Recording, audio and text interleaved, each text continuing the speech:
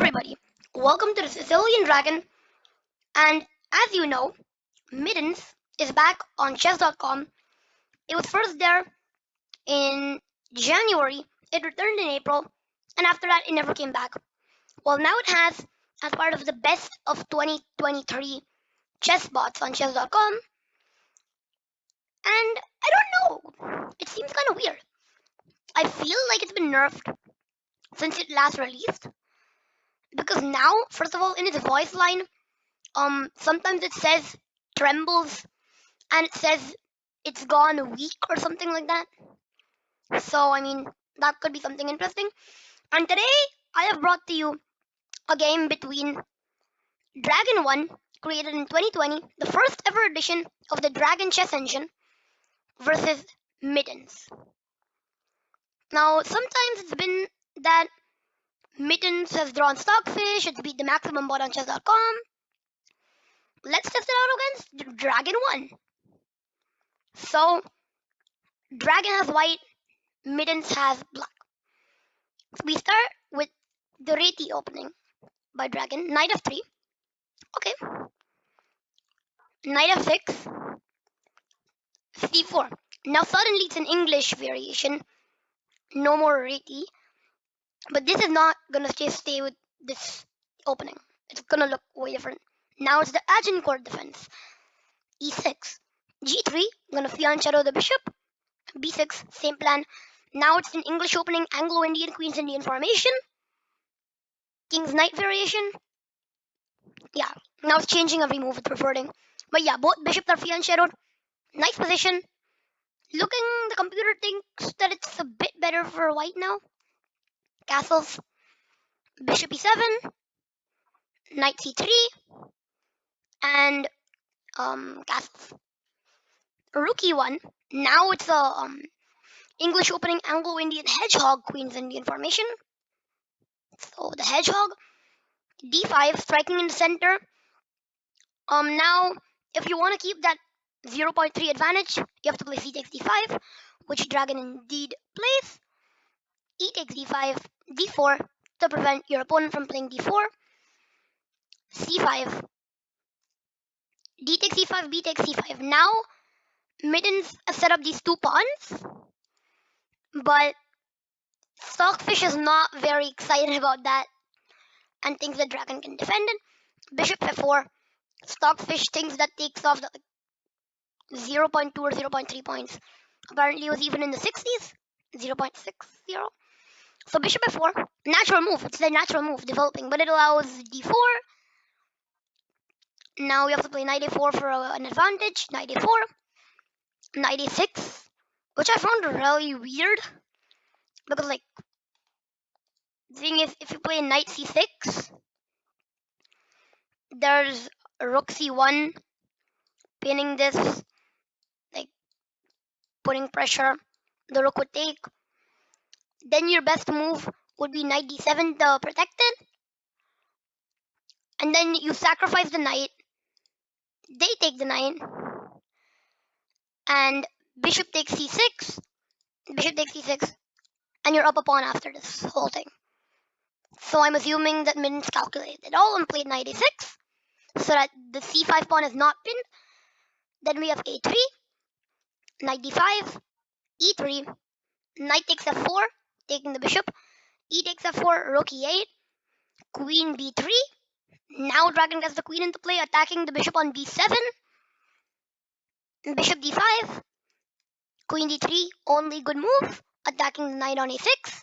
Knight c7. So now that knight will come into play more. Rook ac1. Rook c8. Rook e5. f6. Now the rook has to go back anyways. So I feel like it was a waste of time. But yeah. Knight e6. Knight d2. Bishop f8. They trade. Now Mittens brings its queen into play. h4. Okay, are we looking at a pawn storm? I'm not sure. g6. Replying to that. b3. Rook cd8. Trying to create a battery potentially in the future. Rook ce1. That's not an attack yet. but it's building one. King f7. Now, actually, that is the best move, King f7, because not really a lot of threats. Like, I thought of Queen a6, and so does the computer. It likes Queen a6, which was not played. Rook e4 was played. But yeah, like, I like going Queen a6 and then attacking this pawn and trying to just get into the 7th rank. But anyways, Rook e4, Bishop d6. Okay, natural developing move on move 26. Rook c1, f5, Rook e1, going back. King g7. Okay, so I'm near the corner now. Now it's actually dangerously like zero point 0.5 for white. Not really enough to be considered much of an advantage, but it's something for dragon. Queen c4 tones it down a bit, and we have a queen trade. And this is around late middle game, early end game kind of position. It's two knights versus bishop and knight, two rooks each. Pawn balance is equal. And five pieces from each side have been traded in 30 moves. Bishop f8, undeveloping the bishop, and that was the best move by like a little bit. It beat bishop c7. Bishop f8, knight d2, probably trying the reroute this way, the knight f3, then you strike in the center, that kind of thing. You could look at that, possibly. d3, now you have a passed pawn on d3. And if this knight moves, like, because this square is vital, you're going to be attacked. So you have to protect it. King f1, bringing the king into play. King f7, rook ed1. I'm assuming you're going to move the knight soon. That's what the computer says, knight c4 in a lot of positions. Bishop g7, knight takes c5. For bishop g7, now it's zero point 0.7 because dragon wins the pawn. It's +1 now. Dragon is looking good. Bishop d4. And the one good move in the position, rook c7. Rook e7. Best move is the trade. That's what happens. King takes e7. Now, if you find knight c4, it's the only move that keeps this big advantage. Found. Knight c4. It's around +1 now for white. And I think that at this point, white will have a good challenge. Good attack. Yeah, bishop c3. It's a weird move, but because you don't want this knight going here and then threatening knight c6 check and all of that, so just better to stop it now. Knight e5, best move, I believe. Yeah, best move.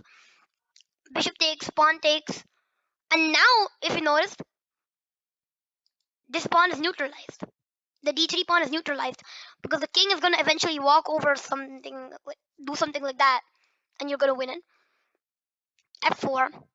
Now I just feel like, why are you giving away the pawn? I would. Okay, I'm not a computer, but I would have gone after the pawn, which the computer is like, no, that's ridiculous.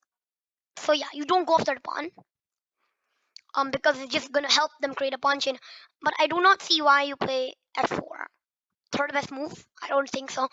But I thought maybe now this pawn chain is gone. Like the center of it is gone. King e6 anyway. Now it's +2, and everyone's like, okay, this is done, wrapped up. King g2, rook d4, king f3, king f5, and you push the pawn. Rook takes f4 check. Yeah, it's still. I mean, it went down a bit. I think no, it didn't. After the pawn, yeah. Now trying to give a bunch of checks. You just take the pawn. King takes. Yeah, I would pin. Yeah, you just pin. Just pin. Trade off. You're up a pawn. Computer loves your position. You divert. That was nice. A nice diversion. But by not taking, you lose a lot of space. Now just a pawn army marching forward. You're not going to be able to stop that pawn. Well, I mean, the only thing that could happen that would save black is white blundering this h pawn push. And that does not happen with engines. Computer is already saying made in 16 something. The pawns are not traded, it's just a free pawn. Yeah, trying to do a pawn raise, and then yeah, just it's a queen. Actually, you just leave the queen's b.